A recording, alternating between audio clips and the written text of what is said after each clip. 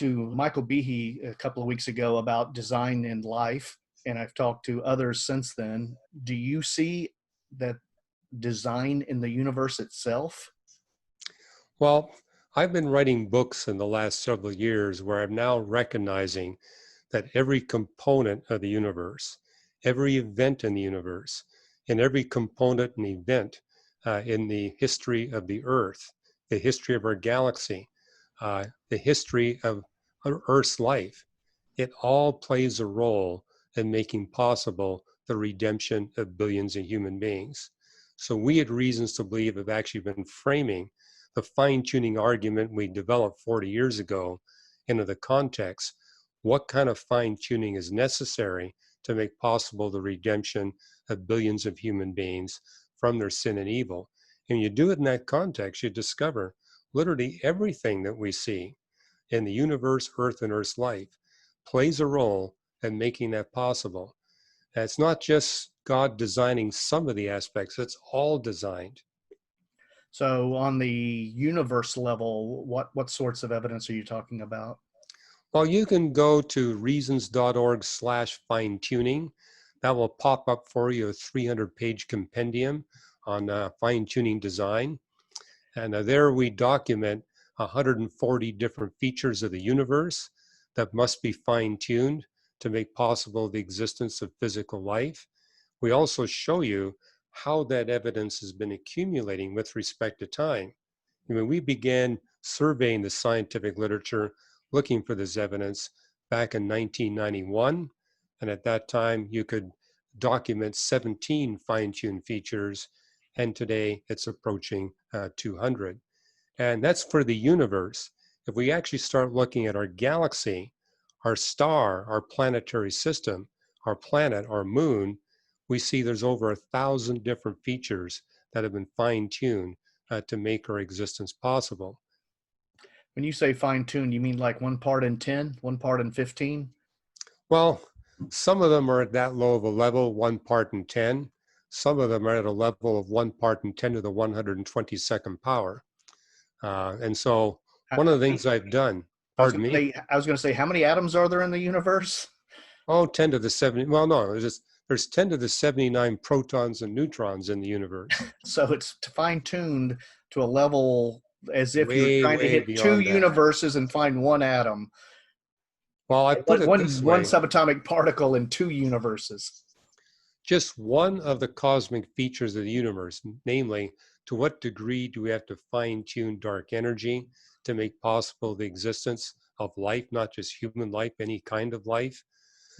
You have to fine-tune that to a degree that exceeds the very best example of human inventiveness and engineering design by 10 to the 99 times, which tells me that the one that designed the universe so that we can live and thrive, at a minimum, is 100 trillion times more intelligent and more knowledgeable than we are, and at least that many times better funded and more technologically capable. And I use that argument to make the point. This doesn't just establish the existence of a deistic God that's got the power to create the universe. It establishes a theistic God, a God who is a personal being, because only a personal being can manifest the attributes of intelligence, knowledge, creativity, and power. And that God is manifesting those attributes to such an extremely high degree, we realize this is not the God of Hinduism or Buddhism or the distant God of Islam. This is the intimate, personal, powerful God that we see in the pages of the Bible. And that's been my point for the last 30 years. The scientific evidence is not only strong enough to establish the existence of God, it establishes the existence of the God of the Bible.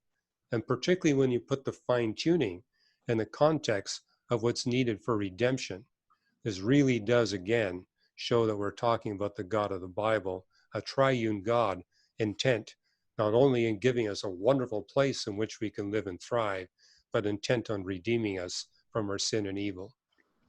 You know, several years ago, I read a book, Rare Earth by Brownlee and Ward, that talked about why they, as an agnostic and I believe an atheist, believe that Earth is the only place in the universe where there would be intelligent life.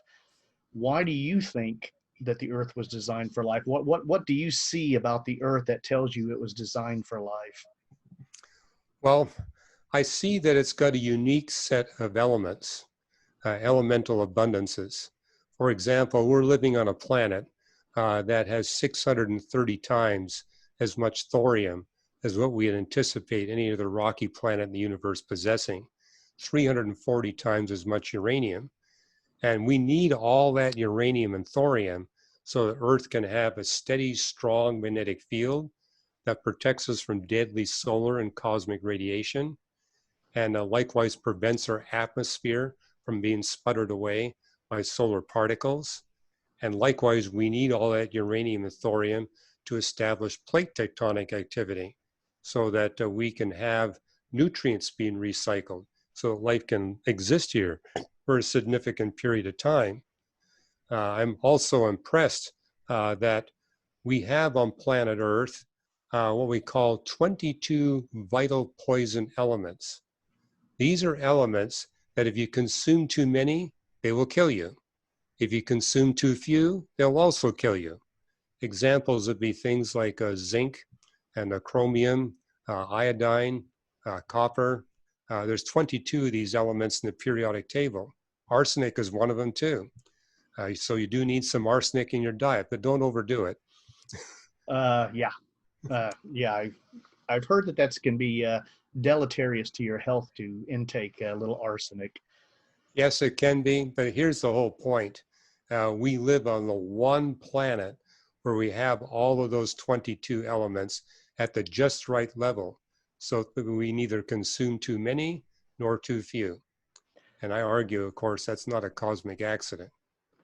So earlier we were talking about your understanding of Genesis. How do you understand the chronology? You talked about periods, but how do you work in the natural science understanding of the development and evolution, if I can use that word, of the universe and of Earth into a chronology of Genesis 1 to 11? Well, I developed that the very first time I picked up a Bible at age 17. And it was several years later before I realized people struggle with this. I think part of it is I was raised and educated in Canada, and the public school I attended, they taught us the scientific method in grade 1. We got it at grade 2. We got it all 12 years. So I was saturated in the scientific method. And so when I picked up that Gideon Bible, I applied that method to the text. I says, this works great in science. It also works great on, written text. And 9 years later, I discovered why the creation texts in the Bible so carefully follow the scientific method. That's where the scientific method comes from. It comes from the pages of Scripture. And therefore, it's no accident that the scientific revolution exploded out of Reformation Europe. And to be explicit, step 1 of the scientific method, do not interpret and to establish the frame of reference. Step 2, do not interpret and to establish the initial conditions. So here I picked up Genesis chapter 1, and the first thing it tells me is the Spirit of God is hovering over the surface of waters of planet Earth. I said, okay, I'm to interpret these 6 days from that frame of reference, from that point of view, an observer on the surface of the waters. And Genesis 1:2 also states the initial conditions, how water covers the whole surface of the earth. It's dark on the surface of the waters. The earth is empty of life and unfit for life, but now the Spirit of God begins to create on the surface of the waters. And as I looked at the other major creation texts of the Bible, I discovered why it was dark on the surface of the waters in the beginning. Job chapter 38, verses 8 and 9 tells us that God had blanketed these primordial seas with clouds that kept the seas dark. Genesis 1:1, in the beginning God created the heavens and the earth. That's matter, energy, space, and time. There was light in the universe, but it was dark on the surface of the waters. It wasn't dark because there was no light. It was dark because the clouds wouldn't let that light come through. But on creation day 1, notice the text says, let there be light. It doesn't use the word create or make. It says, let there be. And so I interpreted that as God transforming the primordial atmosphere from opaque to translucent. Now light could come through, photosynthesis could begin. I believe the origin of life, implied by the text, is at the beginning of creation day 1. Then you get to creation day 4, and it says, let there be the great lights, referring to the sun, moon, and stars. And therefore I realize, okay, that's when the atmosphere goes from translucent to transparent. Where creatures on the surface of the earth for the first time can see the sun, moon, and stars. It actually says that in verse 16 and 17. Let there be the great lights so that they may serve as signs to mark seasons, days, and years. And I said, well, what creatures need that? It's the animals. And notice that the Bible doesn't talk about animals until creation day 5. But God did not create the animals until he first cleared the atmosphere so that you could actually see the objects responsible for the light from the surface.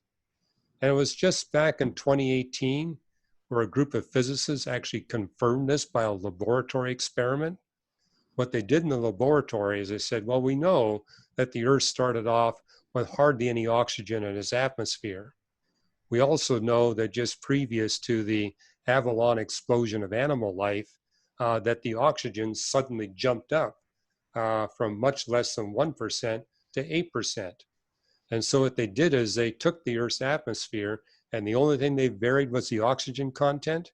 And with Discovery, you go from extreme haze, where you can't see more than a few feet, to where the atmosphere becomes clear. And so that verifies exactly what you see in the Bible, and actually puts it at the same time frame.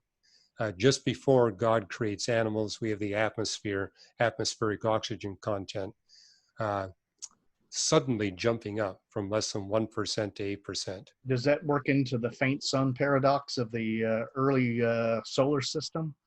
Well, the faint sun paradox is basically telling us, like all stars, as the sun continues to fuse hydrogen to helium, it gets progressively brighter and brighter. And in order for that to be compensated, it's crucial that God placed life on planet Earth early in life's history that is not very efficient at pulling greenhouse gases of the atmosphere, because you need those early greenhouse gases to warm the atmosphere in the context of a much dimmer sun. But as the sun gets brighter and brighter, you need God to step in to remove life from planet Earth and to replace it with new life that's more efficient in pulling these greenhouse gases out of the atmosphere. You actually see that implied in Psalm 104, verses 29 and 30, where you have the psalmist declaring it's the property of all life to die off, but God recreates and renews the face of the earth. Well, we understand that he's been recreating in such a way to perfectly compensate for the brightening of the sun. And for me, that's one of the strongest arguments against naturalistic evolution. Only a mind that knows the future physics of the sun will know which life to remove from Earth and which new life to create to replace that life, so as that new life will do just exactly what's needed to remove greenhouse gases from the atmosphere to compensate for the increasing brightening of the sun. Any naturalistic evolutionary process will quickly get out of sync. You need a supernatural mind who has that knowledge. Otherwise, our planet becomes sterile in very short order.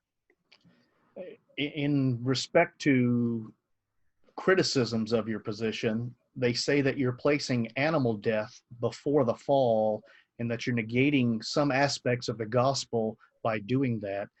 Did animal death precede the fall, and how do you deal with that biblically? Well, I do believe that plant and animal death did precede the fall. That's crucial in order for us humans to have all the biodeposits we need to launch and sustain global civilization and take the gospel to the ends of the earth. I mean, when you look at the crust of the earth, it's loaded with limestone, marble, coal, oil, natural gas, and that's all there thanks to a long and abundant history of plant and animal life on planet Earth, microbial life as well. And critics of my position are misreading Romans 5:12 through 19 and 1 Corinthians 15:20 to 22. Yes, when you go to Romans 5:12, it talks about how death was introduced through the sin of Adam in the Garden of Eden.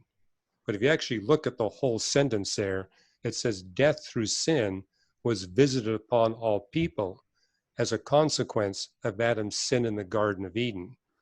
The only species of life that experiences sin or can express sin are human beings. And so it says death through sin. So we got Paul qualifying what kind of death he's speaking about. And instead of ending the sentence with death to all life, he says death to all people. So he's being very careful to exclude the plants and the animals. So what happened when Adam sinned in the Garden of Eden, that's what introduced the first death to humanity. And, as I've debated young earth creationists, they do agree with me that nowhere in the Bible does it rule out the death of plants and animals before Adam's sin. All it rules out is the death of humans. And I totally endorse that. There is no death of humans until Adam sinned in the Garden of Eden. And if you actually read 1 Corinthians 15:20 to 22, it repeats those qualifications. Paul once again limits it to people, not to all life on planet Earth. It sounds like your career has consisted of a balancing the authority of the Bible with findings and discoveries in science that seem to be well supported. How do you personally balance the authority of the Bible with the findings of modern science? How do you find that balance? Well, what brought me to the Christian faith is realizing that we can actually establish through evidences that God indeed has revealed himself through two books, the book of nature and the book of scripture. Neither book is exhaustive. We're getting part of God's revelation through scripture and a different part through looking at the book of nature. And so there will be things we don't understand. There'll be gaps where we don't have revelation, but those gives us opportunities to dig deeper. And so when I come across something in my science that doesn't fit my Christian worldview, or I come into some text of the Bible that doesn't seem to fit what I believe Christianity is saying, I say, that's an opportunity to do research. Here's an anomaly. And having been a scientist and studying theology for many decades, I now realize there's anomalies in every discipline. And the way you test your belief systems, the way you test your models theologically and scientifically is what happens to the anomalies as you dig deeper into researching them. If the anomalies become smaller and less problematic as they get resolved, that tells you you're on the pathway to truth. If the anomalies get bigger and more problematic, you probably got the wrong model. And I've also done this long enough to realize whenever I resolve a major anomaly, it exposes 3 more anomalies or more that are much smaller in their significance. But I argue this is how we actually gain knowledge about theology and science and what God's revealing to us. And so we realize we're human, we're limited, we're never going to know everything, but God's given us the tools where we can push back the frontiers of ignorance and learn more about him and his attributes through both the book of nature and the book of scripture. And the Bible declares that both are faithful and true. And so if we see an apparent contradiction, we've erred somewhere in our interpretation of one book or the other, and sometimes both. In contrast to many Christians in America in particular, you believe that Noah's flood was local. Why do you believe that it wasn't a universal worldwide deluge? Yeah, I really don't use the word local. I prefer the word universal, because I do believe that the flood of Noah wiped out all of humanity and all the animals, soulish animals associated with human beings, except for those on board the ark. And you see that in 2 Peter 2:5, that Noah's flood wiped out the world of ungodly people. So I believe the flood spread as far as where ungodly people lived and where the soulish animals associated with them had lived. But the Bible itself is quite clear in the early chapters of Genesis that humanity did not become globally distributed until after the flood. And so there's really no need for God to flood Antarctica if there's no people living there. And therefore, I believe, however, I also believe that the flood occurred during the last ice age. And that's because Genesis 8 tells us that it took 7.5 months for the flood waters to recede.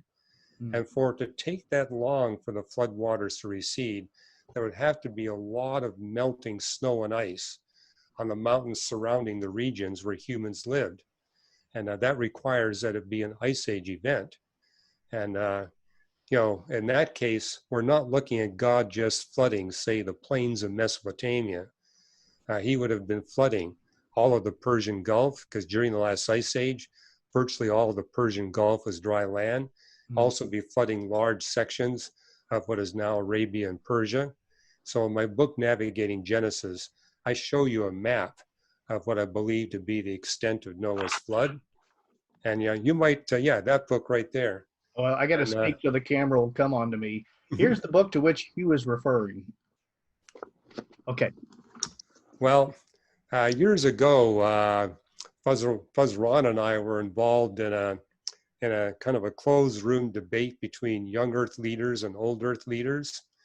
And 3 young Earth theologians spoke about why they believed the Bible taught that the flood was global and not just encompassing the world of humanity. And so I had a chance to briefly respond to them saying, look, we're old Earth creationists. We've made the flood about 4 or 5 times bigger than what you see in traditional old Earth creationist models. If you're willing to make your flood a little bit smaller, we can meet in the middle and be done with this. But the core of their whole debate was, when you look at Genesis 6, 7, and 8, it uses the word all and every over 20 times. And they said that means it has to cover the whole earth. But I said that all and every is in the context of humanity and their animals. So there's no need to interpret that beyond the extent of the animals. And the very fact that Peter twice in 2 Peter qualifies the Greek word cosmos. It says the world of ungodly people. 2 Peter 3:6, it says the world that existed at that time. So Peter is making a distinction between the world of the Roman Empire and the world of Noah, basically telling the readers it's 2 different extents of the planet. But I think the strongest evidence against a global flood is what you see in the creation Psalms and in Job and in Proverbs. Psalm 104 is the longest of the creation Psalms, and when it talks about the events of creation day 3, when God for the first time establishes continents, where we no longer have water that covers the whole surface of the earth, we now have water and continents. It says, never again, verse 9, will water cover the whole face of the earth. And so it explicitly rules out the possibility of a global flood from the time of the first appearance of continents until today. And the fact that that's repeated 4 other times in creation texts in the Bible tells us that we really need to interpret the flood as the world of humanity, the entire world of human beings, not necessarily the entire planet Earth. Well, you already answered my follow-up question. So for the students in the scientific apologetics class I'll be teaching, what do you think is the single greatest issue facing scientific apologetics today? Wow, that's an interesting question. I would argue that I think what's crucial to advance science apologetics in Christianity is to put it in the context of redemption. The fact that God designed the universe, Earth and Earth's life, not just to provide a home for us human beings, but explicitly to make possible the redemption of billions of us from our propensity to commit sin and evil, and to realize that the Bible presents a 2 creation model, not the 1 creation model you see in the Eastern religions, where God creates the universe as a tool to eradicate evil and suffering once and for all. And when he does that, he replaces this creation with a brand new creation where evil and suffering will never exist again. And what you notice in the Bible The only individuals that get to enter the new creation are those that have passed the most challenging test in the context of evil and suffering. So I'd argue it's no accident that God permitted Satan to come into the garden, that permitted Adam and Eve and all of us to be subjected to the most challenging tests. And if we seek God's help, he promises that he'll guarantee we pass that most challenging test. So for the budding scientific apologists in the class and those who will see this later on YouTube, what advice do you have for them? Well, realize that the Bible encourages all of us to be students of theology and students of science. We're to study both, and we're to integrate. I think that's a missing feature in apologetics, is a failure to integrate the content of all 66 books of the Bible, and the failure to integrate information from all the disciplines of science. So I run into a lot of Christian science apologists where their whole focus is on the life sciences, or those whose whole focus is on the physical sciences. No, we need to integrate them both. And so integration, I think, would be my key piece of advice. Mm. And that means being exposed to the whole breadth of what we see in the book of nature and the whole breadth of what we see in the book of scripture. Well, thank you very much for being on the show, for helping my class, and for your ministry and the way it reached out to me when I was struggling, and to many others who are searching for their direction in faith. Thank you very, very much for agreeing to be on here today. Oh, you're very welcome. And have fun with Fuzz. I'm sure that I will. Thank you very Yeah, he's much. always entertaining. Okay, Oh, great. always. Thank you. Goodbye. Okay, take care. Bye-bye.